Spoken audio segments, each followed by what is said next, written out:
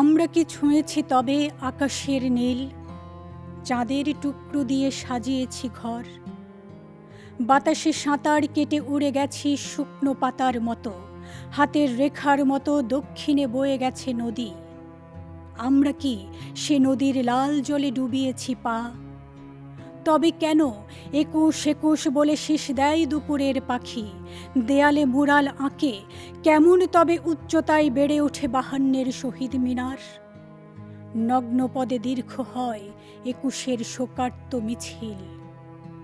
Placard ধরেছি হাতে, ভয় নেই ওঠক স্লোগান, ফুসফুস ভরে যাক অক্সিজেনে, পৃথিবীর দেয়ালগুলো পোস্টারে ভরে যাক, সাজানো বর্ণমালা টুপটাপ ঝরে যাক কুয়াশার মতো। তাকিয়েও দেখব না আকাশের কড়িকাঠ, ছোঁব না রংধনু, নেব না গোলাপ, বিমূর্ত আলপনা হাতে নিয়ে ঘুরব শহর।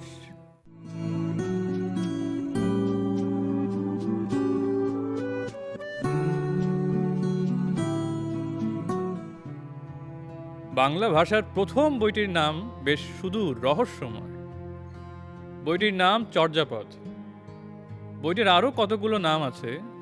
কেউ বলেন এর নাম চর্যা চর্য বিনিশ্চয়, আবার কেউ বলেন এর নাম চর্যা চর্য বিনিশ্চয়। বড় বিদঘুটে খটমটে এই নামগুলো, তাই এটিকে আজকাল যে মনোরম নাম ধরে ডাকা হয় তা হচ্ছে চর্যাপদ। বেশ সহজ সুন্দর এ নাম। বইটির কথা 20 শতকের গোড়ার দিকেও কেউ জানত না। 1907 খ্রিস্টাব্দ। পণ্ডিত মহামহোপাধ্যায় হরপ্রসাদ শাস্ত্রী ওই বছর যান নেপালে। নেপালের রাজদরবারের গ্রন্থাগার থেকে আবিষ্কার করে তিনি নিয়ে আসেন কয়েকটি অপরিচিত বই। এই বইগুলোর একটি হচ্ছে চর্যাপদ।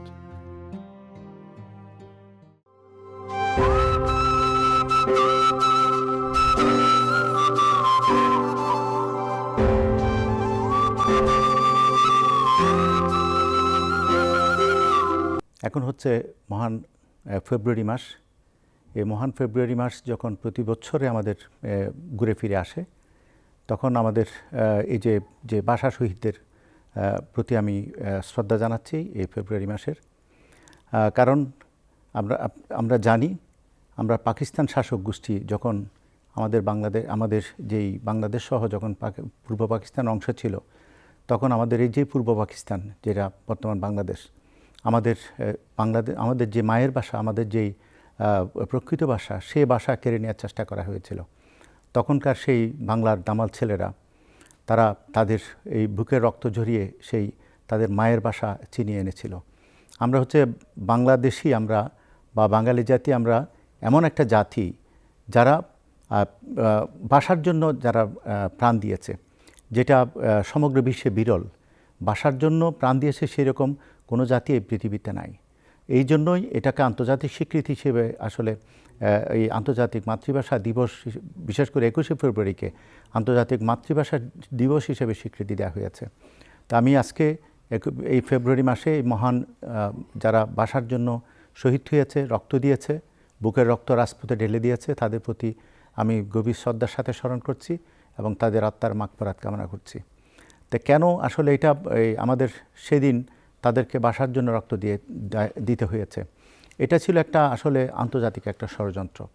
আমাদের বাঙালি জাতিকে আমাদেরকে পিছিয়ে রাখার জন্য, আমাদেরকে শিল্প, সাহিত্য, সংস্কৃতিতে আমরা যাতে বাঙালি জাতি বা আমরা বাংলাদেশিরা যাতে এগিয়ে যেতে না পারি, সেই ষড়যন্ত্রের অংশ হিসেবে কিন্তু সেদিন আমাদের মায়ের ভাষা কেড়ে নিতে চেয়েছিল, কিন্তু সেটা পারেনি। তো আমরা যদি এই ভাষা, আসলে আমরা যে ভাষার জন্য আমরা রক্ত দিয়েছি, যে ভাষার জন্য আমাদের এত আত্মত্যাগ, আমরা কতটুকু এই ভাষার জন্য করতে পেরেছি?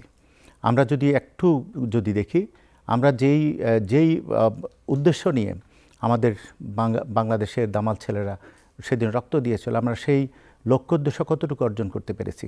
আসলে আমরা সত্যিকারভাবে সেই লক্ষ্য এখন অর্জন করতে পারিনি।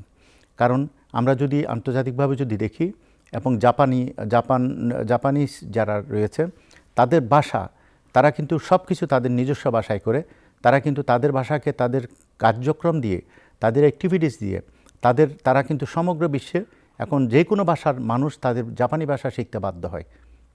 একই সাথে যদি আমরা চীনের দিকে তাকাই, হ্যাঁ, চাইনিজদের দিকে তাকাই, তারা কিন্তু তাদের ভাষাকে কিন্তু এস্টাবলিশ করেছে সমগ্র পৃথিবীতে, এবং সমগ্র পৃথিবীর মানুষ কিন্তু তাদের সেই ভাষা শিখতে বাধ্য হয়।